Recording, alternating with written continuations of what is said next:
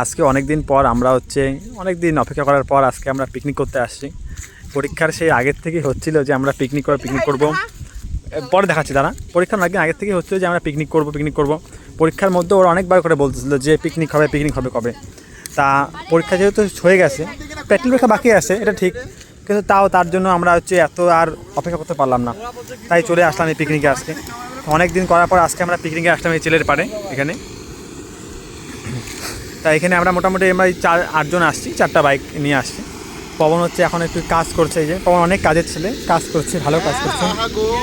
পবন একটু তোমার মুখটা দেখাও।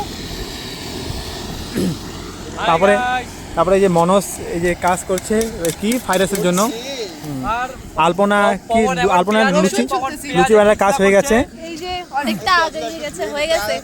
আর কোয়েলের বাড়ির সামনে, কোয়েলকে বলে যে রান্না করে আনলে ভালো হতো। সমদীপ, তুমি কি করছো? আচ্ছা কাটো, ঠিক আছে। পবন কাজ করো তুমি। এবার আমি একটু দেখাই ওদিকে গিয়ে। দিন আমকে দে ফোনটা। এই যে এ হচ্ছে খালি হচ্ছে ফোনটা নিয়ে ডায়লগ দিয়ে বেড়াচ্ছে। এই যে আর কি বলবো, আর তো কিছু কাজ নাই। এই যে এখানে আলুটা দেখ, আমি নিয়ে যাচ্ছি। এই যে এখানে দুইজন কি করতেছে জানি না, কি করতেছেন আপনারা কিছু বললেন? মানব বনফায়ার, আমার তো মনে হচ্ছে না বনফায়ার। হ্যাঁ এটা কি